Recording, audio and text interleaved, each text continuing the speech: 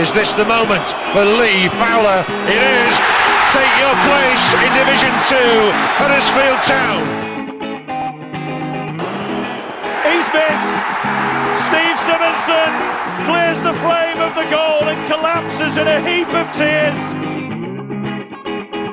Pate's got a chance. Pate scores. Jack Pate scores. Effort is in there. Smith scores for Huddersfield Town. 3-2 Town. Forrest Sherry. Danny Ward saves. Danny Ward saves. De Quattro's in. Round De Gea. 2-0 Huddersfield Town. Christopher Schindler has a chance to write his name in Huddersfield Town legend. And he takes that chance! Welcome to episode 39 of the Andy Takes That Chance podcast. Sadly, another podcast on another defeat, so this episode might not be all sunshine and flowers. Joining me today is no shrinking violet Neil Wayne. Making his debut in a new arrangement is in Exotic Escape is Simon Copland. And finally, a man who likes to drop a few tulips during recordings is Richard Kosmala. Yo! The energy. Whoa. Alright, okay. No, so sorry, Cozzy, you can't sing because this episode is once again sponsored by AKLD. I never could sing anyway. Andy Kay, a big town fan since 1971 and owner of AKLD Training, is sponsoring this episode by unsponsoring Cozzy Ryoki. So I'm afraid, Cozzy, mate, you are You're gagged. not singing. Yeah, we know. Andy Kay, qualified life and business coach, is a leadership development facilitator, coach trainer, and has been working with companies to improve their leadership skills over the past 15 years. Andy's roots are based in emotional intelligence and sports psychology. So if you're interested in what Andy's got to offer, check out his LinkedIn profile, which we will post along with this podcast. So thanks again to Andy. And we'll start this podcast as well by sending out our best and well wishes to the family of John Vaughan, who died recently after the Cardiff game as well. So the best wishes go out to the Vaughan family as well. Right, Luton Town away. I was excited. I thought we'd win the game, Cozzy. I genuinely thought that Saturday was the day that we won our first game. 4:05, Matt. A couple of years. And what drinking everything a Friday night does to you. And then within the first 25 minutes, Town were unable to get out of their own penalty box in possession. And we struggled with Luton packing the middle of the midfield, really. Luton playing a diamond midfield, which then sort of suppressed our central midfield and stopped us from playing out. So we kind of struggled, didn't we, for quite a while to adapt tactically to what Luton had to offer. So it was an odd game to go 4-4-2 and play out from the back, Cozzy. Yeah, I don't want to talk about that first. I want to talk about the experience of Luton Town away, the much vaunted, the much talked about. I was shocked. I was very shocked. I didn't expect what we got. It was absolutely incredible, wasn't it, mate? I've never been, so this was another one ticked off. But what's it like? You're going over people's gardens, aren't you? And some of the worst gardens you'll ever see. I could touch someone's satellite dish, but it was one of those old ones from like 1984. How does it get a safety certificate? It was like you were below sea level. It was absolutely horrible, wasn't it? And that as well. I've never seen as many people posting pictures of an away ground for a Town away, because it just was incredible. And yeah, the real nasty atmosphere, I just thought, leading up to it. Everything about it were not good. I didn't like the day whatsoever, and probably touched a bit on it later on, never mind what happened on the pitch. And yeah, from what I could see, Matt, because you were looking at people's ankles and knees and stuff, weren't you, and that as well. It was just, yeah, I thought we started off steady away, but it didn't take long for them to get on top, and I were right behind Grabber. What a save that was when he tipped it over. I can't remember who it was from. One of their players. In the first half, yeah. And then that was it. I thought the tone was set. You know, we were just getting pegged back. We didn't. And I remember Jonathan having a big row with. I can't remember the other player. After about 20 minutes, I thought, here we go again. That was from playing out from the back, wasn't it? Yeah, there was. And then the one thing that really got on my nerves that first half, and I touched on it a bit of tweet half time, I had to explode. I don't think I've ever seen a footballer change what he does by the people behind him. It was clear to me, I'm absolutely certain, that the only reason he stopped kind of, kicking it square, in the 6-yard box, because of the people behind it. The vitriol was something else. There were people running down and abusing our goalkeeper, and really abusing our goalkeeper. I were on the front row. He stopped what he was doing, not because of anything else. He stopped his orders or whatever they've trained up on, because I think the people behind him got to him. I just thought, wow, this guy is mentally weak, and I just thought it just summed Huddersfield Town up at the moment, and for the last 18 months, people being affected by stuff off the pitch, and it were absolutely shocking. It was incredible. Get on with it, get it up. What are you doing? There were people having absolute hysterics. It were embarrassing, mate. But he stopped what he were doing, and then he was starting to butt upfield, and then we had absolutely no chance of keeping the ball then. And I just thought from that moment, that just shows where we are as a club, mate. I think it's just frustration starting to boil over, but you can't blame a lot of people. 4 wins in 57. People are fed up, and it's spilling over. I don't blame people for being fed up. In all honesty, I don't blame that. But the keeper's been told during the week, this is what we do when you get the ball, and he stopped doing it after about 10-15 minutes because, in my opinion, kicked it long and they all cheered, didn't it? And it's just like, it tells you all you need to know, really, and that as well. It just, for me, that and more experienced keepers getting that, he carries on doing what he's doing. I just thought he would a bit. It was probably part of the problem as well, because I think part of Hogg's row was with Grabara and Schindler, and what Hogg was saying is put the ball wide, because they were stifling the centre of the park, and Grabara and Congolo were playing straight through the middle, and I think that was part of Hogg's frustration. It was just go wide, and to be honest, the wide men didn't really offer much either at that point, because I was looking for them, and Van La Parra kind of tucked in, and Diakabi just kind of hung out wide, and it was a bit of a mess, and it took too long, really, I thought, from the sidelines to change what we were doing, and it needed to change. So whereas it's never right to abuse, but it did need changing, because the abuse were appalling, mate. I were there before warm up. There were people abusing Diakabi. There were people abusing when we scored a goal in the warm-up. We're like, we scored a goal. That kind of rubbish ain't gonna. And I don't care whether people are frustrated. That's rubbish. That's absolute rubbish. It's embarrassing. It's village. We don't want to see it. There's guys there mentally shot, so his own fans are giving all that out. A quarter of an hour to go, kick off. If you're going to do it, leave it to Facebook and Twitter and whatever else. Don't do it when you've spent all your day to go and get behind them in ground. Get behind them in ground. If it's all going to go pear-shaped on pitch, at least wait until it's gone pear-shaped as well. Don't do it before kick-off. It doesn't help, does it? There seems to have been... obviously it's just the frustration of where we are as a club, but this is happening a lot, and it's kind of... Don't get me wrong, there's no one loves ironic humour more than me, but this were poor. This were...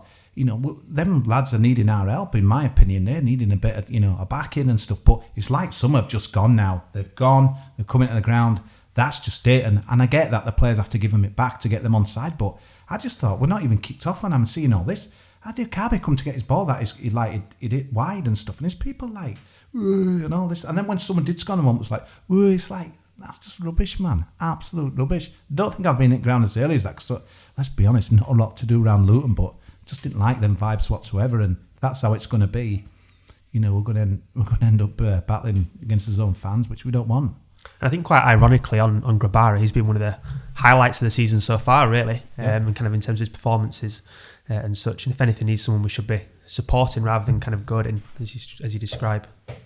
Right, so second half, we started all right. Second half, we scored. It was brilliant from Schindler and Congolo. Lovely one-touch layoff from Schindler. Congolo round the corner to Congolo. Put the ball across. Grant's where he needs to be. If the dubious goals panel look at that, it's going to be an own goal. But the announcer was a total dickhead all afternoon. He couldn't pronounce any of our names, and then he said Congolo scored, didn't he? No, did it? I heard Steve Mowney. Yeah, brilliant Mowney. What about? I know Steve Chicken mentioned it a few times. His Twitter. I've never heard anything described as wrong in my life, and that as well. But but at that moment, Matt, I thought the celebration was odd. He was like, I don't know what it was. There were people who didn't really celebrate. There were one or two. No one really did anything. No one came. to the crowd. I don't know whether it were like a vote against the crowd for what's being said and stuff. It was weird. It was really weird. I don't know. Jaden Brown was in front whipping people up, wasn't he? Did you think? I saw Jaden Brown giving it. It was weird because it didn't really happen, and I thought, has it been disallowed here or what? That was my gut instinct at the time. It was really odd. It was just like an odd thing, but then you're dreaming, aren't you? We're 1-0 up on a Saturday. Could this be the moment? And then Danny, who's not here, said this is the worst thing we could have done because you know what happens when we sat back. Grant scores. Yeah, we lose. And off we went. I'd love to sit here and blame two decisions on us losing this game. There's two decisions. The first goal, the first penalty for Luton looks like a blatant dive to me. The referees bought it, and then in the build up to the second one, they don't show it on TV, but Hogg gets an elbow, cleans him out in the middle of the field, and the player who clocks him runs on, passes, exchanges passes, and scores. I'd love to sit here and give Andy Davies hammer, but in reality, whether the referee gave them a leg up or not, I still think we'd have contrived to lose that game. So I'm kind of not really going to hammer him. But there were some decisions there. The Kachunga one on the edge of the box, Cozzy. I'm going back to you because you were there, weren't you, right in front of the Kachunga one. I think he played on and it wasn't really under control from Mooney. He should have given it was either a free kick on the edge or a penalty. And there were just some decisions that it just summed it up, really. It just wasn't going to be our day. And even though we tried, last 10 minutes, we pressed forward, we put loads of balls in the box. Last 10, 15, I just, so frustrating it took us to go behind for it to happen. I just don't know. There was stuff flying in. I felt we were going to get an equaliser, to be honest with you. But knowing us, we'd have probably let them have a 3-2 or something there. But yeah, things started to happen. But yeah, I mean, you had a better view than me on the Hogg. I mean, I remember saying to you, I thought it kind of... It was in line with me, yeah. It's Jonathan Hogg, innit? And it was you don't go down much. Do you know, when we said that, and then there was a second one where Hogg got a flailing arm again, and he went down really easily the second time, I think, to try and make a point, and the referee didn't give anything again. And he was furious, was Hogg. And I think at that point, he was having... We'll bring you in here, Neil. I think Hogg was having that poor a game that it was the right decision to take him off. I'm at a loss to talk about any of it, to be honest. I'm just completely fed up with it all. It's just monotonous now. We've four wins in 57, and I know we're sitting, we're supposed to talk about a sub for a reason, this for a reason, that for a reason, and it's hard because whatever they do for a reason doesn't change, does it? It's still depressing to watch. It's still hard to muster up the energy to go and watch it. And it's hard to muster up the energy to come here and talk about it because ultimately we're sat here talking about another defeat that we've thrown away as well. Again, it's a theme, innit? But I'll bring it up. We just look soft. We look spineless. We look weak. We look timid. Any possible word that links to that, that's what we look like. We look bereft of any idea of how to move it forward. Schindler for me looks a shadow of the man who got us promoted, and we're having this conversation beforehand around his downturn in form almost seems to coincide with him being given the skipper's armband, and I just wonder right now whether taking that off him and saying to him, go focus on yourself, focus on your own performances, whether that would restore some of his own personal confidence.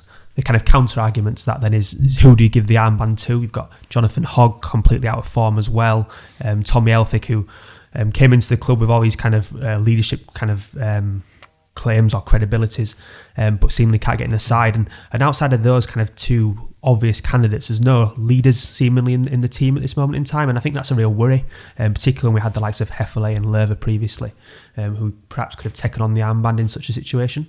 That's what Hudson alluded to in his post-match comments as well. He said there's the leaders out there he felt had let him down, which I think we can all presume is Hogg, seeing as they took him off. And I think you're right there, but the Schindler does look to have the weight of the world on his shoulders. You talk about when Wagner obviously came out having joined Schalke in one of his first press conferences and said how when Dean was ill, he felt like he had the weight of Huddersfield Town on his shoulders. And you look at Schindler at the moment on the pitch and you almost feel like he feels the same. You feel like he's carrying the club. And for me, that's been detrimental into his own individual performances. I think it's a great point, and I think when you look through the squad, and you've mentioned it all, Hogg, is he your leader at the minute?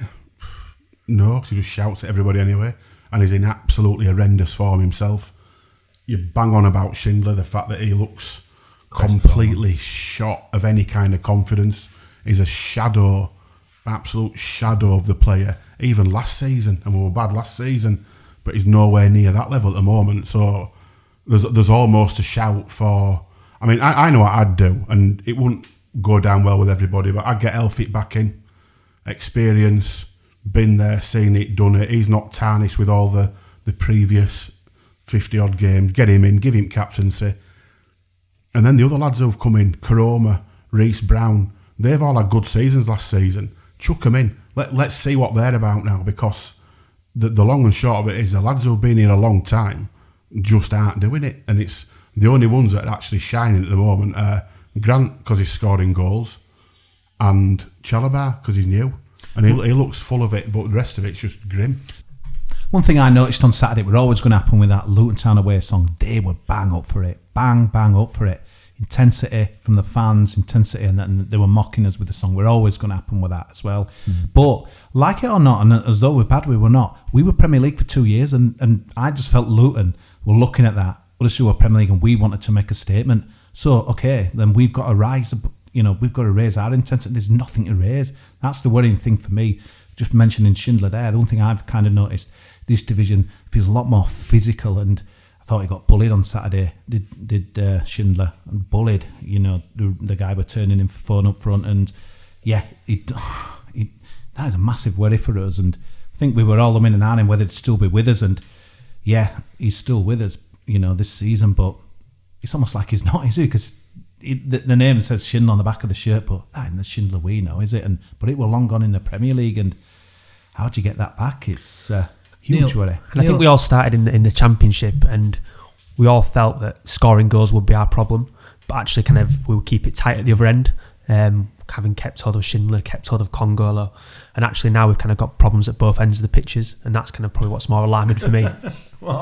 Neil, you said you bring Elphick back in, but who would you take out? Would you take Schindler out of the firing line for a little bit? I'm not sure I would, but I'd be tempted to play all three of them, to be honest. And put two up front. Put two up front, I would. And the two up front wouldn't be Campbell and Grant either. I think you've got Mounier's fit, he's on the books, he's staying, he's here. If you're going to play two up front, let's go a bit old school, let's big man, little man, let's have Grant and Mounier up there. One point I'd make from Saturday, one positive from Saturday, Steve Mounier, the way he stomped off at the end down the tunnel wasn't a great sight. The way he stomped on, Matt, I want to mention that. He ripped his tracks at the top and threw it down. He was absolutely spewing. It was as though, to me, I should have been starting and I didn't want to, come on. So I have been here. I didn't see it at the end. He was spewing. He was absolutely raging. Yeah, he didn't shake anyone's hand. He went straight down the tunnel, which is very unlike Steve Mounier, who's the jovial, happy, welcome, this is the fire truck. You think? Happy guy. Do you think? Not now, but I think he has been for the last few years. I think he's been quite a nice, happy chap. But when he came on, it was visible that Luton shifted back 10, 15 yards. And that allowed us then to play higher up the pitch and get those crosses in. It's just sad that they doubled up on him in the box and we couldn't find anybody else. But I thought Steve Mounier made a big difference when he came on. I'd have started with him, mate. I would going forward, yeah. I think what's worked against Steve Mounier is obviously his international commitments in the summer. He kind of came back into pre-season later than everybody else. And now obviously in this international break he'll go away again. So whoever the new manager is, and I think we'll come on to discuss that shortly, is unlikely to see much of him before the Sheffield Wednesday game. So presumably then he'll be kind of restricted to the bench, and he needs to find a way, I agree, to break into this team. So the first tweet we've got through, so we put we tried to get more people involved in this episode. So the first one is from @UTT Rob. He said, "Are Town too comfortable losing games? Whenever we take the lead or even have a decent spell, we seem to fold." And mentally, we've mentioned leaders as well. Do we have any leaders elsewhere apart from Elphick that we can look at, Neil? I think the wording's wrong. I don't think we're comfortable losing games. I just think it's now expected. It's built in. It's part of. I think that's what it means. We are at the moment. Yeah, Does it mean are we just too happy to give up, or not happy? But I don't think they're happy. Do we just give up because it's habit? They go behind again, or even just get level, and they just fold. They just absolutely fold. There's no spine to that team. There's no backbone anymore. They are absolutely riddled with nigh on 2 years of failure. That was a weird incident, wasn't it? Just before, but half time or second half, when Adja and I were going, I'm sure that guy headbutted him. I'm sure. I didn't see it. Yeah, I'm sure he headbutted him, and it just went off. But then I wanted to see Town guys running in, protecting the guy, and there would hardly anyone like lurking about. And it's just like, Luton guys were in, come on then, and all this. Like, it's just like, yeah, you need to see one in, all in, don't you? Really, I'm afraid once they equalised, Matt, you just knew what was coming. Brilliant goal, as in my opinion, the second one, but obviously the Og thing maybe clouded it. But I had a right view. They just cut in, and as he hit it, I just thought it's in. He's not saving it, and it just hurt. But then all of a sudden, we played, didn't we? We started playing and doing everything we hadn't done. And the frustrating thing for that goal was we all stopped expecting them to kick the ball out. Just play to the whistle. Just play on. And we've got Hogg got elbowed, but we could have stopped that before it went in the net. I thought Dean White were going to chin fourth official. He was just proper raging. He wouldn't let it lie, but it's the eyes, isn't it? Yeah, it's what a weird ground that is, isn't it? How bad is that ground? It's horrendous. What's them kind of box things behind dugouts? They just... I don't know. I kind of liked it as well at the same time. They were funny though when it started raining. They just like started to go inside. Pathetic on it. I'll tell you what. Give me grounds like that above West Ham's effort at a stadium any day of the week. I'm not sure Luton, Neil, but yeah, I know what you mean. Yeah, that. They're all soulless big balls. I hate it. It was weird, wasn't it? That ground and that as well. I know. And then when they were singing "In Your Northern Slums," they're from Luton. It was just incredible, wasn't it? But I'm afraid they had the bragging rights as we spilled out onto that street, and there were quite a few confrontations. It were getting naughty outside, and people are just frustrated. Town fans, absolutely, and anyone were ready to get it. But God, it's incredible, isn't it? 500 and what? Add another 7 onto last week's show.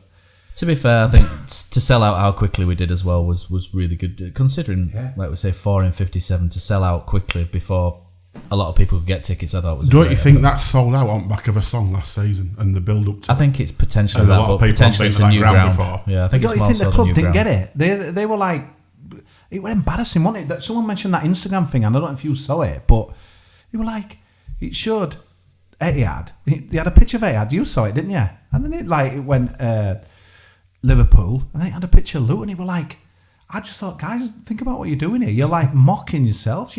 The fans sing it to take their Michael out of the club about how far we've fallen. The club were like tweeting this out as though it were brilliant, and Luton Town away and song. I just thought again that were another just thing with the club. It's just all over the shop. People, you should be embarrassed. Huddersfield Town to be like doing that, but that's where we're at. Confused, even social media team, and I thought we're embarrassing that. We have advertised for a content and social media executive this week, I think, haven't we? So. I very much doubt it's off the back of that, but you never know. Just on Luton, what sort of reception did Izzy Brown get? Was he kind of well received by the fans? Very good before they'd warm. Yeah, I went in early, and he were getting plenty. Jacob Butterfield got what he normally gets. He got what he deserved, as well. And Martin Crane, didn't really get that knowledge. He didn't play, did he? I didn't see him. I didn't notice him. I'd be quite happy with Martin Crane right now, actually. Back. He's a leader, He came on to Dizzy and he got fouled, and he had a few anti-Leeds chances. So I think a few were still not happy with what he did last season, but... not a right lot. It looks he only stuck one free kick in a stand and didn't play again. Don't you think though that just sums where we're up and they're up? They've got Izzy Brown on their bench. This is Luton Town. It's a good signing, I think. I'd have him in a shot. Malone squares it. Town of 30 yards out. Van der Parra shot. What a goal!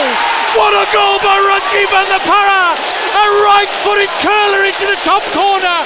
The Town fans couldn't believe their eyes at first, but it's an absolute screamer from the Dutchman. Huddersfield Town 1, West Bromwich Albion 0. But anyway, during the game, we received an offer for Rajiv Van der Parra. The player wanted out, according to the official statement on the website. I presume that was when he heard about it after the game, not on the pitch. But it seemed to be that Rajiv wanted to leave, so we've kind of said, okay, how do you guys feel about... I'll go to you, Simon, first, but how do you feel about Van der Parra leaving? My initial reaction was one of surprise. I think the timing kind of, both in terms of when we accepted the offer so late in the transfer window, and actually, as you mentioned, during the game. One of surprise initially, but having kind of probably slept on it and given it more thought, we are overbalanced in that area. We've got far too many options for them wide positions to keep the squad happy. And if you look at kind of his record in terms of goals and assists, I wrote it down beforehand. Research. Promotions research. Long on this It's taking my thing here. Thought I'd make a book, yeah. Better make an effort. Impressive. In the promotion season, 55 games, 2 goals, 3 assists. In the Premier League, 33 games, 3 goals, no assists. When you look at those sorts of statistics, This you is kind of my think thing here. So my main gripe with Van der Parra is he's created 5 goals in 101 games. That's my main gripe with him. But he does more than that. He works well in the first and second third, but in the final third, he is like a kid in a playground. He doesn't give the ball early enough. He keeps hold of it, and he's a frustrating player. But he's exciting. But I think the main issue I have is we don't really have anyone better. That's the main crux of it. But we are overbalanced, and we did need to shift one. The thing is, people are saying you need to get rid of DKB, you've got to get rid of Benza. People aren't going to pay what we've paid, and you don't just write players off when you've got the level of investment we've got in them. And they're still kids as well, aren't they? Yeah, So, they're young, they're learning, they're both different. It's probably the kindest way to put it. That was my abiding memory on Saturday. What he did on Saturday was a disgrace. You saw it, Mark, didn't you? That thing, what he did, where he meant to. There were about 6 in a box, and he did what you're trying to step over, trap it. Yeah. And it was embarrassing, and the crowd were giving it. I just thought he did it against Reading at home as well. But I just thought that sums him up. The kind of selfish. He's got his own agenda. He's creating his own highlights. We sat here after that Doncaster game. I remember coming back at that. We were there, get him in, because he looked good, didn't he? He looked on it. Remember, he said on that video, "This is my home," and all this lot. We were just false words, man, and that as well. He just totally let us down. I was disgusting on Saturday. We had men, but obviously you can't forget stuff like him coming out during a game that he wasn't selected for, putting a post on saying I'm fit and I'm here, I can play, and I'm just not being picked. And then when you've got 9 or 10 at current squad liking that, that just screamed out. I know Sievert's gone now, but that just screamed out the level of disharmony that's in this squad. I looked it's at still it. there, and it's toxic at minute. And I looked at it, Neil, and I thought, I wonder if he's one of the sort of you would call him like a poisonous ringleader. I say it without any inside info on that. But you just wonder with what he does, how it worked out Wolves. He did the same at Wolves, got bombed out. He got bombed out by Wagner, he got bombed out by Pulis, he got bombed out by I bet Seaver. if you had a couple of players who sat here and asked him about it off the record, I bet you'd get an interesting story. Absolutely. I just wonder if Van der Parra is a bit of a bad egg, that's all. So therefore he's gone. And if that is the case, I don't know if it is the case, because social media wise he's put a nice message out to Huddersfield and he's got a lot of people back on side, which he seems to be quite good at. He will, but he's good at playing fans, isn't he? But I just wonder if he's a bit of a bad egg, and if that is the case, then good riddance. I backed him for ages. When he wanted inside, I wanted him inside. All through Premier League, when we were struggling for wingers and he couldn't get in, I was crying out for him to play, because his assists weren't great, his goals output isn't great for a player who plays in last third, but he was the one player in Premier League who could really drag us up pitch with one run. He was excellent. He could get us through thirds without any problem. And I think we really missed that when we tried to take pressure off. I think Man United at home was a classic game where he came off the bench, didn't he? And he won. He was arguably man at match that game. He only came off for about 20 minutes, didn't he? Yeah, he won about 7 free kicks. But I think what's really hurt us, I remember mentioning this at times, I get something right now and again, this European window shutting late, that's hurt us. I honestly think that's not helped whatsoever. I wonder if Mounier had a move, and maybe I thought that was why he was annoyed. When you're watching him, don't you think there's a few? Don't you think there's a few that look like they're angling? Yeah. I think there's a few that want out, but I think you've got to play well to earn one. But which is what German said, isn't it? To be fair, yes. But and people are going about the FIFA Van der Parra. People are about this 1 million thing. Has that been said? I don't know. What about that? I didn't see where that Stephen Warnock, the one about Red Star Belgrade. What did he refer them to? As not pub team, but Plumbers or something. Plumbers and that as well. Yeah, playing Champions League football this season. So we're not doing a danger zone this week, Neil. But he would have been a contender. What an idiot! Coming out with rubbish like that. But how will you remember him though? Because part of me thinks, God, I wasn't there. I remember being at bar in Valencia when he scored that goal against West Brom, and we just like, this is unbelievable. I don't think I'll remember him like that. I'll just remember him as a petulant source of frustration. The Luton thing. I'll remember him for that probably. Just me shouting, "Give the effing ball, Van der Parra!" I think that'll be it. Don't you think he's from what we've seen at their national side over years? Don't you think he's just classic Dutch? Yeah, because they are moody, horrible. Technically good. Technically good, but mentally souls. My favourite moment about it when he slid on his knees. Well, you've seen it at top level. How many times have they fallen out with each other at major tournaments and stuff when they've been the outsider looking in has gone, Dutch could win this, and they don't just implode because they've got characters like that. I think we did well to get what we did out of him. I think he's obviously come back because he probably couldn't get that move. It's not really helped. That Donny game probably would have false dawn, and it's not helped to spill it of that. He were kind of used as a I thought a bit of fans singing his name, we were that bad, it would kind of take Sievert with, and that's what, so that one all Town unfortunate. fans do that all the time. They did it with Joey Goodjohnson, didn't they, years ago? Joe Lolly was one, and it's the White Knight syndrome, isn't it? But I think Van La Parra deserves to be remembered as, you know, a vital cog in 2016. Absolutely, yeah. And I think one of the biggest problems with Van La Parra is the fact that the players that we brought in have thus far been awful, and that's the kindest way to put it. I'd say that's quite nice. I don't know if I had a drink honestly, but I thought Diakabi showed some nice signs on Saturday. He showed some flashes this year, but his game intelligence, I think, has got a long way to go. We know he ain't worth what we paid for him, but I thought we saw some nice signs, and yeah, Jaden Brown were good as well, I thought. Yeah, he's a definite bright spot as well, but then we're clutching then after that. Grabber, we've said, haven't we? But after this, we'll just move on to someone else who also could have potentially been a bad egg. Williams streaking across the halfway line, runs into Christopher Schindler, and Town knock it forward. De Poitras's forward. De Poitras's got the better. Yeah! And Laurent De Poitras scores! Laurent De Poitras scores! He bumped off the keeper.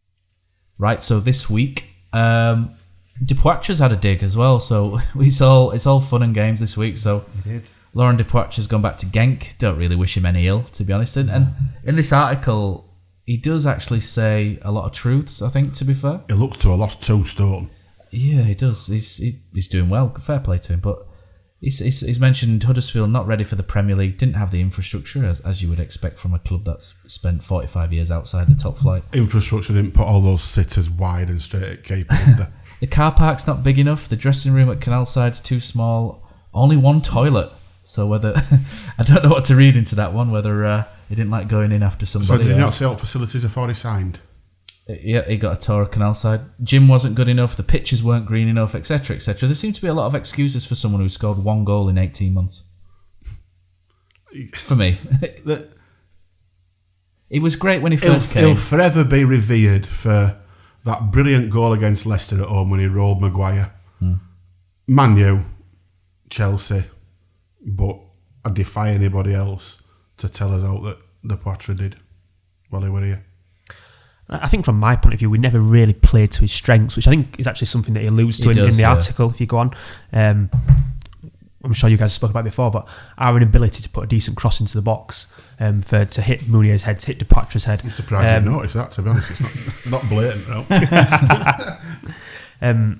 So he was always fighting a losing battle to start with, to an extent, but it just felt like last season he gave up. He gave up quite early, and I think us not renewing his contract, him getting a new move was probably best for both parties. Really, was what he said necessary in kind of public? Perhaps not, but you're right in what you're saying. In that, there's probably a few home truths in there. He signed off at Stamford Bridge, didn't he?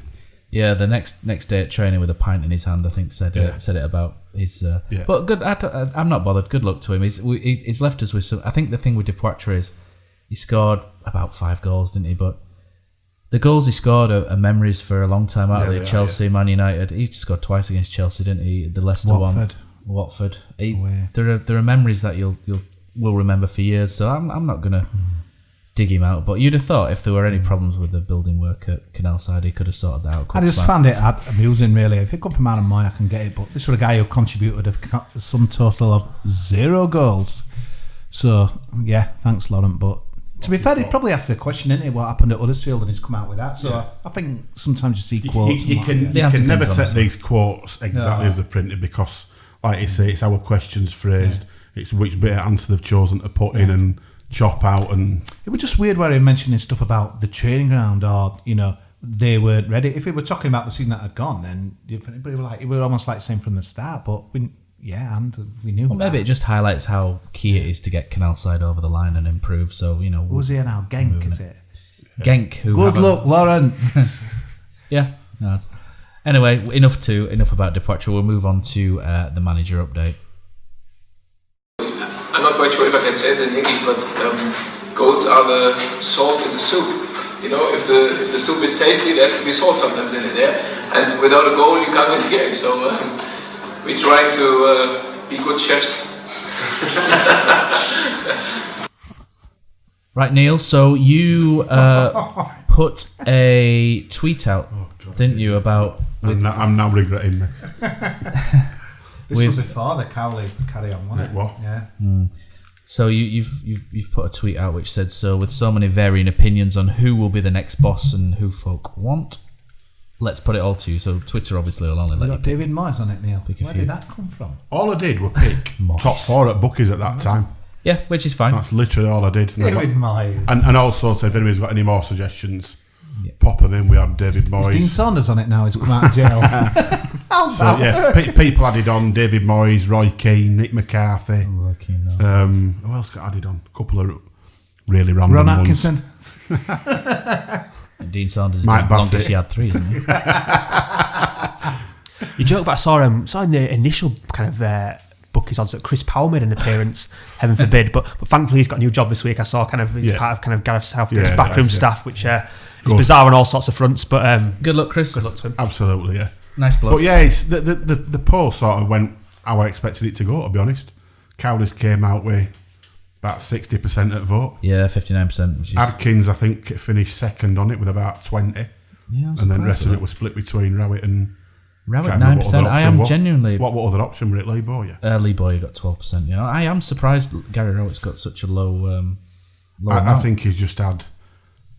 I think he's tainted with Stoke His job jumped a bit, didn't he? That was the problem. He didn't stick. He tended to just bob around and didn't do particularly well at any of them. So... Danny Cowley had the chance, by all accounts, according to the Daily Mail and him, I suppose, in his post-match interview. Compensation agreed with Lincoln. Daily Mail says it was £1 million, and they turned us down.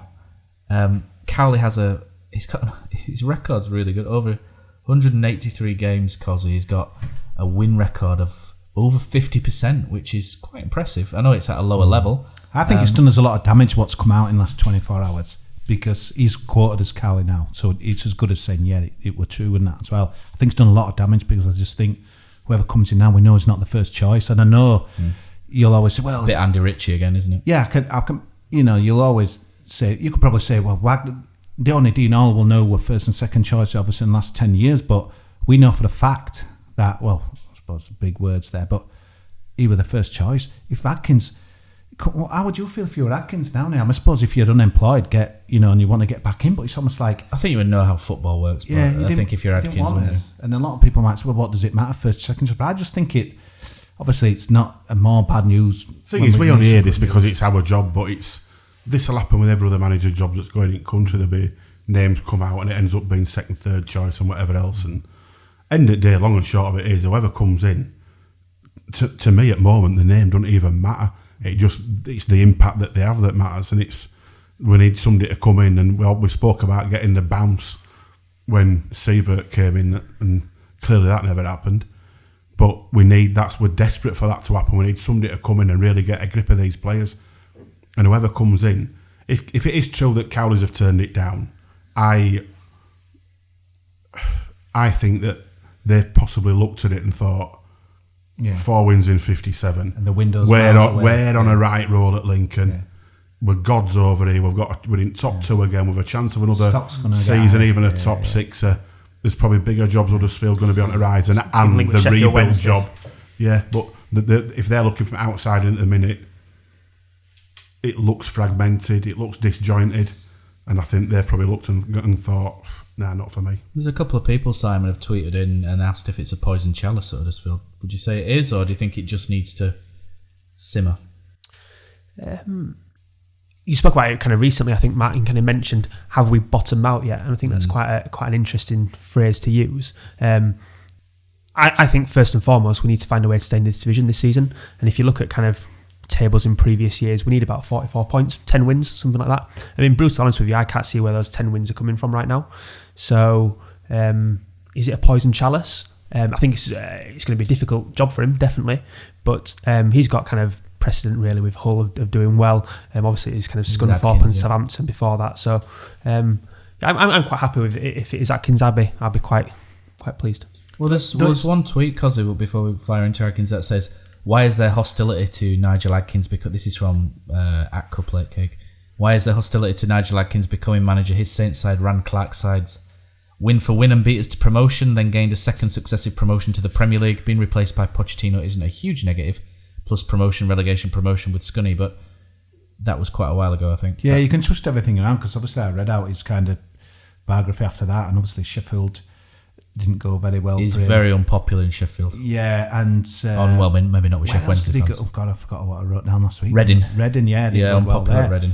The only positive out of the situation I can see, and again, probably sticking up for Phil Hodgkinson here, don't you think, weren't you, Boyd, that we were going to spend £2.5 million getting a manager in? So for all those people that says, where's the cash gone? Don't you think that, or is that just the standard rate? I were really shocked.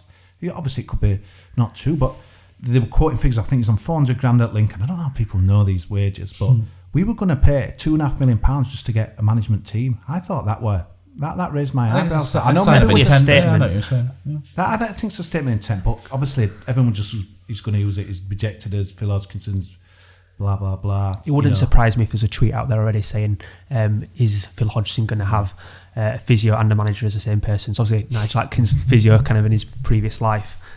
Is he going to kind of take two jobs and it just did surprise me at the time. I said it at the time. I think too many Town fans thought it's all about Jan Seaver. I was saying, God, a bit ago, it's a lot more deep rooted than just one man. You know, as you saw on Saturday, we got Mark Hudson. He can't just wave a magic confidence wand. You know, David Wagner and stuff, you know, and that as well before. It's a lot more deep. That's why for me we need experience. So I didn't want Cowley. I was shocked to me that we're going in there for him, because to me, I mean, we discussed Nathan Jones last couple of podcasts, and exactly the same scenario for me. You've got a lot of group of players who probably think they're better than they are, not playing as a team. We've been in the Premier, obviously they came down a year before us. It's, to me, nothing to say that could have been different under Cowley, but I really do feel it needs for experience. So I'm a bit worried that Phil Hodgkinson thought it was him. I think the Nathan Jones, and similar to Hurst, who went from Shrewsbury to Ipswich and bombed. Yeah, he'd had one good year though, Hurst. Yeah, but I think that they possibly looked at those and it has put them off. But does it worry you, Neil, as why are we going for inexperience? You know, obviously Phil must feel was the right man for us. It worries me that, but we've all, who's to say that an appointment could be right and wrong. But it's hard to know unless you're actually sat in front of them talking to them as well, isn't it? You just, you get a feeling for people, don't you? Cosy, Neil, what happens to Mark Hudson now? Does he go back to being first team coach? Is he part of the problem? Because he kind of was quite open. He said he wanted the manager job at one point. He had 3 now. I really like Mark Hudson, and I think Mark Hudson's got a cracking career as a coach. I think the biggest issue that Mark Hudson's got at the moment is he got moved up to first team coach away from academy sides. Is there a role for him back in academy? And if not, do you shoehorn him into a new manager's staff? He was essentially Wagner's choice, wasn't he? Yeah. And does the new manager want to sweep it out and bring his own? Yeah, that's the struggle. Because Hudson is very, very clearly talented. talented, but a coach very much in the Wagner mould of how he's wanting to play. Yeah, I wouldn't like to lose Mark Hudson. I wouldn't. I would understand if a new manager came in and said, I want my own. And it probably goes beyond Mark Hudson as well, actually. You look at people like Clem, who's kind of the goalkeeping coach. You look at people like John Iger, who've been around for quite a while. What's the future hold for them? Because whilst they come across particularly well in the media, whilst you hear a lot of people speak quite highly about them, there is a kind of thing in my mind that says they're part of the problem. That could be well part of the problem of negotiations. You don't know if we try to keep these people and avoid getting rid. If there's no doubt in the good people, they're all part of the success. But is this part of the negotiations where we're wanting to keep or lose? I think when the new manager comes in, you've got to give him every chance, and it's his own staff. You've got to let him have his own staff. But again, if these are talented coaches, if I was Phil Hodgkinson and I was confident these were talented, Clem. I've heard really good things about Clem. I've heard really good things about John Iger as well. Yeah. If they're talented, you could say, look, I've got this talented bloke who's working here. Do you want to see how it goes first? Yeah. I would probably be tempted to do that because I think they'll be able to adapt. Goalkeeper. I'd like to think so. I forgot to mention Simon's also a goalkeeper like me, so I brought him for backup this week. Was a goalkeeper back in the day. Goalkeepers Union. Every time you mention Clem, I always think of that Bell End, mate. That's BBC one. So sorry to the Huddersfield Clem. There's a brilliant video, if you can find it, where David Wagner smacks him on the back of the neck and he almost cries. It's amazing. Honestly, he cuffs him. Go, I can't do it, mate. Yeah. The 2 tweets we got from Jack Boothroyd and Poffy Mouse are just asking whether we are a bit undesirable and we're struggling to attract. Do you think there's any truth in that, or do you think this is just early days stuff? I just think the squad, I mean, we feel it should be doing better than it is, but there's only so many times you can say that though, Matt, isn't there? You know, we thought it should be doing better last season. We thought there's only so many times you can keep saying that before this just is what it is, as they say, and we drop another division. It'd be lovely to speak to a Wolves or a Sunderland fan who, when they dropped again, I'd love to kind of get their take. I know some Wolves fans. I could arrange it if you want to have a therapy session. Yeah, because it's just like, okay, what were the reason you went? Is there anything we can kind of learn and what have you? But I suppose they got Dean Saunders, didn't they? But that that would be a big part of it. Yeah. But yeah, it's. So who's left? So this is a thing. So Cowley's are not having it. Hannah's Wolf seems to have disappeared. The ones that have disappeared down the betting. Yeah. The Wolfster, he's disappeared down the betting. Chris Hughton, obviously, we know is not getting it. Neither is Karanka. So we look at who's left. He wants a Premier... Sorry, to put in there, I saw an article, Chris Hughton. It says, I want a Premier League job. He went over to see his mates Keys and Gray on that beIN Sports that weekend. They were pouring his heart out, blah, blah. But he only wants a Premier League job. He's going to have to... Fair enough. I think he's he could do a firefighting job, couldn't he, if Dyche left Burnley or something. Yeah. I think. Maybe. But who's left? So we've mentioned Nigel Adkins. I don't like the guy. He just irritates me, but I wouldn't be upset he got the job, but it irritates me. I wouldn't be listening Neil to as many said the other night, post-match though, interviews. that if you wanted him, why ain't he in by now? You would have thought. Well, you would have thought so. I think if Nigel Adkins comes in now, he's. So I can't see him coming in now. And the same with Gary Rowett as well, isn't there? So Daniel Stendel's name has been around the betting for quite a while at Barnsley. I think he's. Normally you can look at bookies and go, "That's your man," because that's what happened with Jan. Jan all of a sudden were. And David Wagner appeared really early as well. Yeah, first choice at bookies, and they were in. Ours has changed. We had odds-on favourites for for about 5 managers now. And none of them have landed, so I don't think anybody's got a clue. Can I tell you someone I'd really like, but I know there's probably little chance of getting him? It would be Alex Neil, who's at Preston, but obviously he's at a similar club to us, and I think prizing him away there would be really difficult. But I think someone like him would be a very good appointment. Choice, getting him away from Preston would be a tough trick, I think, but somebody like him would be fantastic. But Neil, so basically, sorry, just to finish on the manager thing, we've been talking about it for 2-3 weeks and we don't have a Scooby-Doo, do we? We don't have a clue. It's scary, isn't it? I can get people saying the silence is deafening, but what's it supposed to do, really? You can't come out and tell someone, we failed to get this manager, we're moving on to the next one. No. Concentrate on getting one. Spend your time doing that and then come out and tell us about it. It's just positives are just so thin on the ground. It's just the last thing we needed was someone to turn us down and leak out like it has, and it's just... The international break was the ideal opportunity to bring someone in, wasn't it? Kind of have 2 weeks to work with the players, and now that kind of window, if you like, is getting smaller. I think ideal scenario, that's what they'll have wanted to do, but ideal scenarios don't always work, do they? And unfortunately for us it hasn't, which is... Where did you just David Moyes? Were it just a few people talking about on Twitter? Was the actual article about it? Nonsense come from somewhere. David Moyes isn't applying for our job. You could go chuck 20 quid at anybody, and all of a sudden it's news, isn't it? Let's be fair. Let's do something worthwhile and go home and cheer. Give us an AMC update, Neil. Big up. What we're doing? AMC. Oh yeah, right, yeah. Andy's Man Club. Something worthwhile talking about. Yeah, this weekend is our nationwide tour. So it's National Suicide Prevention Day worldwide on the 10th of September. So this weekend, 40 of Andy's Man Club's finest facilitators will be out on the road on 2 tour buses. If you look on Facebook and Twitter and stuff, you can see those buses now. They've all been wrapped up with the Andy's Man Club hashtag and the big It's OK to Talk sign. And one of them is going east and north, so over towards Hull, and then up covering Hartlepool and all the clubs around Scotland. And the bus that I'm on is going west and south, so we're starting off in Huddersfield, do a couple round here, and then we're going down to Stafford, Bridgend, Exeter, Newton Abbot, finishing in Plymouth, and then on the Sunday back up doing Peterborough, Sheffield, and finishing in Halifax. So we're out there, we've got 60,000 leaflets to give away. We've got loads of wristbands to give away, other stuff. And we've got 84 large vinyl banners to put on 84 separate bridges around the UK. And 84 is a number of suicides every day, male suicides worldwide. So it needs talking about, it needs spreading, and that's what we're trying to do this week. And we're going to get out there and really hammer it. We've been in all sorts of. I mean, I've got a piece in Examiner tonight. One of the facilitators, Robbie's got another piece in Examiner. Yorkshire Post are covering it. Art FM are covering it. I'm off to Capital Radio tomorrow to do a piece on it. That's going to be going out on the Adam and Jojo show. Okay. So that'll be decent. And on their, they share the news with Heart FM to Capital, so it'll be going out on both their news programmes. There's stuff going on with TV and radio in Scotland, stuff in the northeast, stuff down south. So it really is far and wide. The Pulse are going to put something on as well.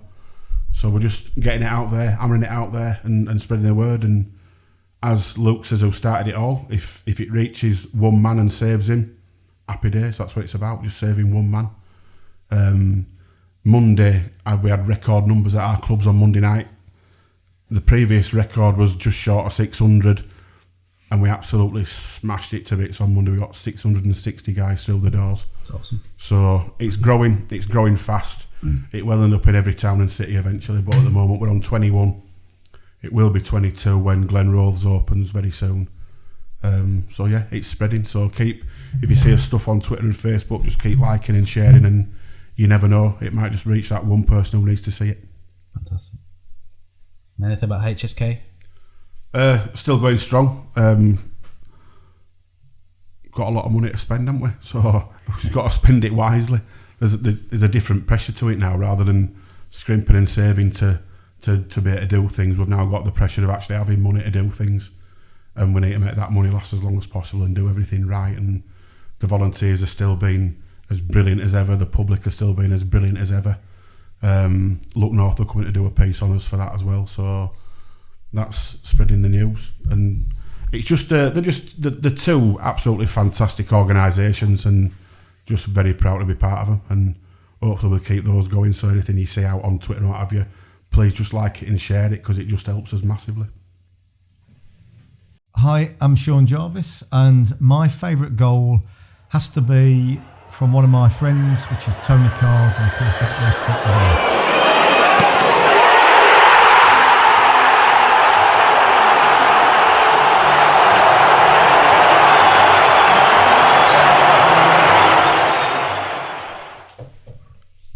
Okay, so we sent a couple of tweets out asking for questions, and one of our regulars, Mike at Terrier7N2, sent a tweet in earlier in the week. Neil, and you said add it to the agenda, so this is what we've done. So Mike says, would love to know your views on if the club need to move on the players from the Wagner era and rebuild, even if it means going down to League One. You know what? Can I just put in there? No. If I would have from the Wagner era, I would have wanted to have gone, because for a new fresh start, I would want to be gone. I was surprised how many hadn't gone. That was Tommy Smith all over, wasn't it? Apparently. Yeah, I don't have a problem with that. You know, I just thought it was the end of something. If I were a player for Huddersfield Town, I would have wanted out. And I agree, because how do you emulate what's been achieved? You can't. Yeah, and I think that's half of the problem, you see, because I think there's guys there that wanted out, didn't get out, and they play. I know, they should play the paid, all this lot. To be fair, we sort of it was a great question. That's why I wanted it put in, but we've sort of covered it earlier on with what Simon was saying about Schindler with the captaincy and Ogg. We've semi covered it there, and these lads are they're just scarred, aren't they? Mm-hmm. They're scarred, and it don't make them bad footballers. And Schindler and Ogg have. I'd put Kachunga in that bracket as well. Yeah, absolutely. But they have been phenomenal for us from minute they came in, and I think to expect that form to carry on for so long is a big ask, and especially when it's surrounded by all this. Well, it's just awful at the minute, isn't it? Let's be fair. There's no good to say at that time. With 4 wins in 57, we keep banging it. But I remember saying in the last season, because the debate was there, and a lot of people saying, "Oh, we can keep them all," etc. But I remember saying it. I really was a bit worried, because it's all right keeping them, but are they gonna? Do they want to be there? But the big question, I suppose, is it a matter of just like they don't want to be there, or is it just a confidence, or is it a bit of both? Because there's no signs of these kind of players who we know are exceptional, a couple of seasons ago, clicking into any gear and stuff like that as well. But I don't know, mate. My caveat to it all would be that Hogg and Smith were key parts of Chris Powell's team. And I just think a good manager, the right manager, who can get players on side, have the right level of charisma, a plan, which is more than anything, good man management, and I think some of them will be brought round and they could go forward with a new man. But anybody who's poisonous, wants to leave, move them on, because they don't help anybody. Ogg and Smith, I mean, Ogg signed summer 2013. He's seen a fair bit. So to be at one club that long, that's a hell of a spell, isn't it? 6 years. You're getting a testimonial soon. Yeah, so it's unheard of, isn't it, now, players in this era to be at a club for that long. So for him to be here 6 years, maybe it's time for him to move on and have a change. You know, Schindler, I think there won't be a dry eye the day Christopher Schindler leaves Huddersfield Town, because he will, and not just for the penalty, but just for being Chris Schindler. He has been handsome he is. Well, even taking away all that fun stuff, he's just been a bloody great servant as a centre half, as a man. He's been epic. The way he's conducted himself, absolutely flawless. When they were all coming out last season crying about this and crying about that and wanting to leave and wanting to do this, and I'm talking to agents, you never heard that from him. You never heard that from Adam Moy. You never heard a whisper from those two or Chris Lerver. Nothing. So Chris Lerver did go in the end, but he did it so, right. You know, those players leave. You can't get rid of everyone, though, can you? That's the thing. And apart from really Grant, everyone else has like been. It's the Wagner era. Maybe it's the ones in the other era. That's the issue. You know, well, not obviously Wagner's in the second season, but it's just. I think it's trying to say the promotion season and the plus season. A lot of it stems back to transfer window after Chelsea. We've spoke about it a million times. At the end of the day, it was absolutely woeful, and that's a massive percentage of the reason why we are where we are now. Though, boys, we're in big trouble, aren't we? Yeah. Well, I'll move this on, Kozik, because the follow up to that was from Chris Sandys, who says, "What would be the pros and cons of a return to League One?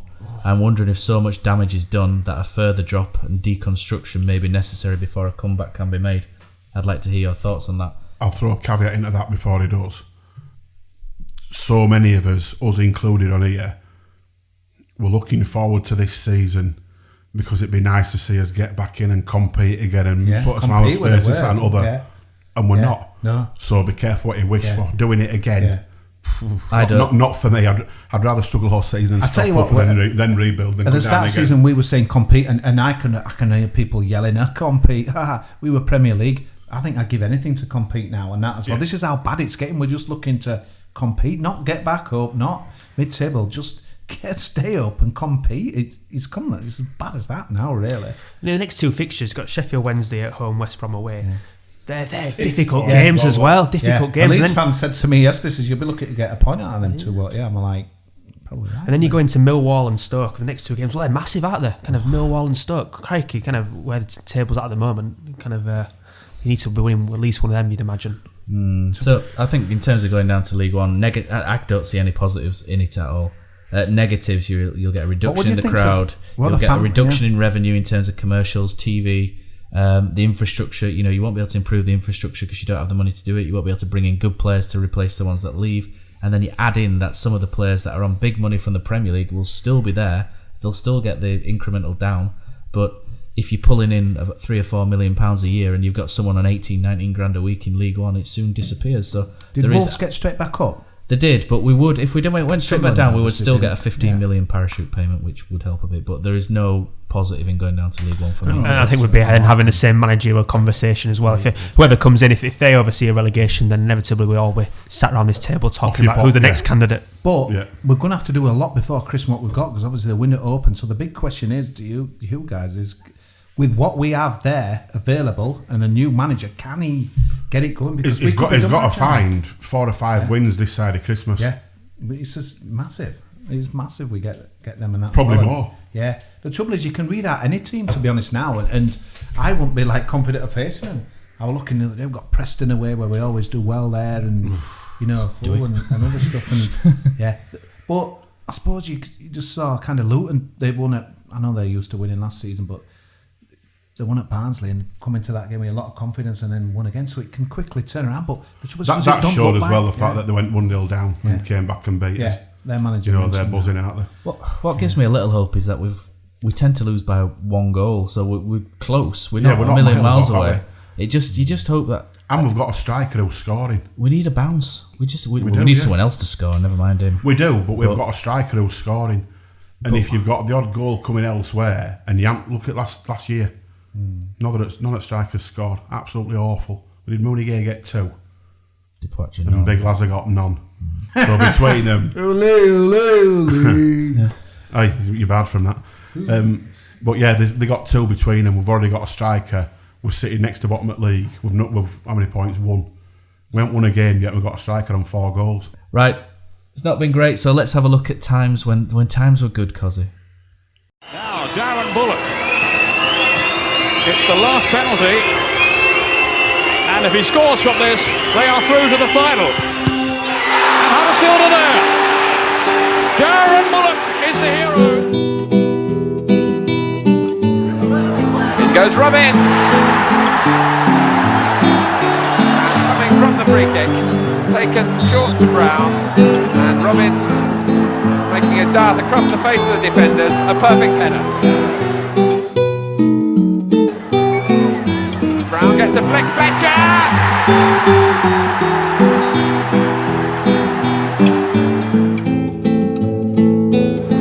Jepson's there, Billy's in. The goal, Chris Billy, Huddersfield Town. The most famous goal of Chris Billy's life. Right, so we're looking back at those were the days. 1979, 1980, glorious year. Neil reckons it was the year before he started going, but I think he might know a couple of these players. At 79-80, we drew away at Scunthorpe 1-1, and a man who scored that day from the right of midfield, one of the big man's favourites of all time. It ain't Brian Stanton. I'm getting up and going home now. It is Brian Stanton in front of 2,500. Huddersfield were third in the league. Cozzy, where is Brian Stanton at this very moment in time? Brian Stanton. I should say, while you're looking through the book, that this book was provided very kindly by Lee Morris, and if you do fancy this book of Where Are They Now, you can get that from Waterstones and Amazon. Brian was born in Liverpool in Lancashire. He played at Bury. Sad to see them go. Huddersfield Town, Wrexham on loan, and finished his career at Rochdale for 12 years, probably a Rochdale legend. He originally worked as a carpenter, and then he signed for Bury in 1976 and signed for Town in the 79-80 promotion season. He played a key part in the 79-80 and 82-3 seasons and remained at the club until 1986. He also wrote a place in football history when he scored 4 goals against Bradford City in Richard Kosmala's first ever game, and he's just headbutted the microphone, holding the record for the fastest hat-trick scored by a player who is not a forward. Stanton left the club in 1986 and spent 2 years at Rochdale before retiring, going on to work for Bury Council as a gypsy liaison officer. And he's even got his own emoji. The moustache, yeah. Later taking on the same role at Bolton Council. He's still at Bolton Council, but he's now working as a housing officer, and even went on a Millbridge bus. Don't say that, but yeah, he did. He did. Yeah. What a man, what a man, what a man. What was so good about Brian Stanton, Neil, for those of us who've not seen him? It wasn't just Brian Stanton. When he played in front of Malcolm Brown, and they were your classic marauding pair of them. They were a nightmare to play against. Both very, very forward, both in your face. Stanton played on right wing, but equally adept with his left foot. He'd cut in, scored a lot of goals with his left foot, scored a lot of goals right foot. He always made loads of space for Malibount to overlap. He got a lot of goals as well, did Malcolm Brown. And they were just proper football. Absolutely brilliant. It was great to see them two piling down in front of East Terrace. The page has just opened at Kevin Sharp, left back. Do we talk about him? Probably got it team at me. That's how bad it is. No, we'll fast forward Brian Stanton, absolute legend. My favourite player of all time, and also scored in my first game when I went. There we go. So in 1994, so we're looking as well at the 94-95 season. 25 years since we were promoted under Neil Warnock as well this year. Andy Booth's got a hat-trick away at Plymouth. I don't know if either you guys will remember this one. I didn't go to this. 1-3 nil, yeah. 3-0, Andy Booth hat-trick. I think he scored left foot, right Plymouth, foot header. Weather atrocious. So the perfect hat-trick, left foot, right foot header. We know where Andy Booth is, so there's no point doing that. But Cozzy, from that squad was a brickie, not called Lauren, but called Richard Logan, who we signed, I believe, from Gainsborough. What's going on with Richard Logan these days? Some will remember him as the man who scored at Wembley in 1994. I think he scored his first goal for us at Wembley in front of about 50,000 people, wasn't it? Born in Barnsley in 1969, he played at some prestigious clubs like Worsborough Digital Athletic, Belper Town, Gainsborough Trinity, Huddersfield Town, Plymouth Argyle, Scunny, Lincoln, Gainsborough Trinity on loan. Finished his career at Gainsborough. Logie signed from Gainsborough Trinity in 93 and managed to break into Warnock's team towards the end of the 93-94 season.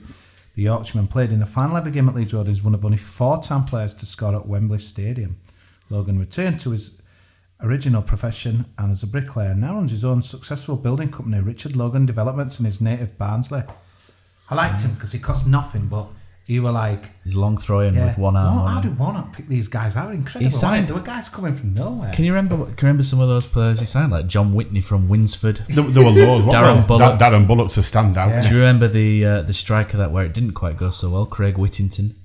Even Ronnie Jepson were a rough diamond, and he turned him into the player he was. Fantastic times. So let's get back when we used to win. So let's get back to just to finalise on some of the questions we've had through on Twitter. Right, so we've had Johnny G 3617 says, try and bring our town fans back down to reality and install some positivity. Go on, Johnny.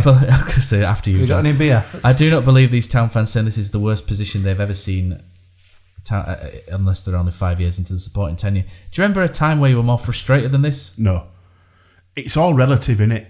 It's all relative. Under Wadsworth, it was absolutely dreadful, but the club were possibly going under. Then we were reborn with Jacko in bottom league, which was arguably one of the best seasons I've ever witnessed as a fan. This has just been, for the level we're at, that were like the unbelievable thing happening, wasn't it? We never thought we'd see that. And in fact, I put something out on Twitter again the other day. Would we have been better off if Jonas Lossell hadn't made that save at Chelsea? Yes. I think it's the pace at which things have deteriorated. It's kind of most alarming. Yeah, we're plummeting, aren't we? Season and a half. Yeah. I think for me, them teams under Wadsworth and Jacko, 50 pence. We've got players who have been 8 million, 10 million on thousands of pounds. That's what's hurting me. We've got people paid ridiculous money. That's why people are fed up and cheesed off, because they see these players who we couldn't have dreamed of signing. If you would have told us the day we got promoted that we were going to be back in Championship in 2 years' time, but you're going to have 2 wingers that cost us 20 million quid combined, you're going to have an attacking midfielder that costs us 10 or 11, a centre forward that costs 10 or 11, a centre half who costs us 17. And at this moment in time, we're next to bottom of the league, staring League One in face, you'd have laughed. You'd have said, don't be ridiculous. Not happening. But there's an argument to say the team that went up, well, not even an argument, it's fact, isn't it? The team that went up would wipe floor with this lot a minute. I get what he's saying, but when we were saying it last year, when he clicked on that turnstile, you want to believe we've got a chance of winning a game of football. Yeah. And I'm afraid it's not going to. It's like a disease. It must be a condition. There must be a condition for it. And we've seen Sunderland Wolves go straight through, and I don't think everybody mocking us and slagging us off all over Twitter and stuff helps. I get why people do it. I do fully understand it. It's frustrating, but in the situation we're in, just back off, let them sort it out and see where we end up, and then if we do go down again, say your piece by all means, but just back off them a bit a minute, and let's try and build it up. But like I say, caveat to that is I still don't blame people for doing it either, because it's a mess. I think in terms of positivity, I think we spoke about earlier, Jayden Brown's been a success in the couple of games he's played, and I'd quite like to see a few more of the kids given a go almost, where we're at right now. So Lewis O'Brien started the season well, but has now found himself out of the team, and talk about Hogg, he's below par performances lately. Give Lewis O'Brien a go, put him in there, see what he can do. He did well at Bradford last season, albeit in a poor team, but might as well back these kids because it can't get any worse. I actually had a look today at free agents. People we can still sign now. Danny Williams? I think looks like an Instagram model. But you've got Danny Williams. Danny Simpson. Yeah, I'd have him. Leicester. Can't remember if it's Marcus or Martin Olsen that were at Swansea. I think they're both free. Left back. They're both available. Yeah, both available. And then you've got, to be fair, you're looking at that list. I looked through today. Joe Ledley. James Morrison. You know, these are players who could they make a difference? Bloody right, they could, in my opinion. So I think if it took on a deal to the end of the season as a short stopgap, I think someone like James Morrison's been there, done that. At the end of the day, all those players are currently earning nothing. They're not earning a penny. You know, Danny Simpson won Premier League 4 years ago. Won Premier League. You know, he's still got a lot to offer somebody, hasn't he? Olsen, a lot of injuries, but you know we need a left back, don't we? Jayden Brown's doing well, but we still need another because we have only got Jayden Brown, who's an out and out proper left back. So I wouldn't be at all surprised to see a couple enter the building. Don't get your hopes up, but I don't know. I just would. I've just got a feeling. So one question from Colin Fronchak's interesting is given the paucity of sporting directors available in the game and Huddersfield Town proving to be a stepping stone for those that exist, do we need to look at grooming someone from within the club or a former player for the role? Could you think of anybody that you would like to see? I know we've got Julian Winter, haven't we, in one, but could you see anyone? Honestly, don't know, because we don't. Let's be fair, all of us sat around this table don't know exactly what that role consists of. So it's hard to say, yeah, so-and-so will be good for that, so-and-so will be good for that. And if David Webb's here for 2 years and he gets pinched by somebody else, let's hope that's because he's done a bloody good job while he's here. And because let's be fair, that's how he get pinched by doing a good job. The only thing I'd say to that as well. Hodgkinson, when he came out and said that some internal candidates had applied. I presume Josh Marsh. For that one. Winkler, maybe, obviously did a similar role at Barnsley. I mean, Josh Marsh, from hearing the club, seems to be held in quite high regard. I think we all want to know more about Josh Marsh, don't we, let's be honest. I think so, it'd be interesting. Come on, Josh. We're not going to lose this weekend, I thought, no positive. Go on. This weekend we won't get beat, I'll guarantee you. Had a Janai, hopefully does, but there we go. Webber and Wilson moved for money and titles. Phil Hodgkins just strikes me as someone who values staff. I think if David Webb does a good job, that he'll be valued and hopefully that'll entice him to stay. But if someone bigger poaches him, then it is what it is. It happens with players. It'll happen with good stuff. Next 2 games being live on TV, is that good or bad? I don't want anyone else to see how crap we are, to be honest. Or does it really not matter? Don't really matter. I'm positive. I think what I would say is playing on Sunday. Yeah. If the results on Saturday go against us, potentially, some of the clubs around us win, then actually that puts on more pressure. Positive for me is they're both on Sunday. His record at Sheffield Wednesday's not exactly great. On Sunday we're 8-0 though. We're not good on Saturday. I'm clutching here and there. It was Thomas Epworth tweeted in and said the only positives from this season so far, and I think Jayden Brown and Lewis O'Brien, what you mentioned, are positive. We've got a director of football. I'd like who's to see done a O'Brien good job. back inside, definitely. Yeah, there are a few positives. You have to reach for them a little bit, but the young players have come through quite well. We won't start fully seeing the fruits of David Webb's work until about 18 months. At least this time next year. One for you, Cozzy. Graham Ellis, I think you might go see him in Spain at some point. He's taken his handiwork and done one over to the south. He said a discussion about the benefits of the Premier League to football in general. The only people that really benefit are the players and their agents. Everyone else just gets sucked along shelling out brass to pay for overly inflated wages. I think that links to, is the Premier League all that? And I think that's something that you're quite thoughtful of at times. Well, look who's top 2 at the moment. And what are we? It's exciting, isn't it? Yeah. So, yeah. And then see if we can get these Champions League spots and what have you. But, yeah, I mean, if you ask a Sheffield United fan if they were in the room, I'm sure they'd be very excited with it. I mean, you had to watch them with a bit of envy, didn't you, on Saturday, coming back from I haven't watched any Premier League football, I'll be honest. Yeah. Unbelievable comeback. Zuma putting his own net away and going absolutely nuts. The back in the Premier League. Yeah, that's what it's all about. That's what you've got to remember. That it's just gone sour for us really, and that as well. And I find it interesting now. I think Watford have had a poor start, and even though last season I think they finished spent a lot of money as well, haven't they? Yeah, but these on borrowed time and stuff. It'd be interesting to see if Bournemouth ever start kind of, because their fans will be like wanting Europa League probably next season and stuff. They won't forget the begging buckets were out like 10 years ago and what have you. But I just think. It is the place to be still, but I think what makes me laugh is like when teams are dropping out of it, there's more ending up where us and Stoke are, I think, then teams are kind of trying to come back. I mean, West Brom... It's becoming a Premier League graveyard, isn't it? Yeah, it is, and that's... I mean, Swansea is an interesting one, isn't it? Obviously, they had a right win down the road the other day, and they seem to have after a lot of problems. Yeah, I think you mentioned it, Matt. You kind of said they seem to have kind of recruited well, and they obviously lost the manager. It's the managers. They seem to pull out managers from good managers out all of a sudden. After having Clement and Carvajal, they seem to have got their act together a little bit there, and might be a good blueprint to follow. Who knows?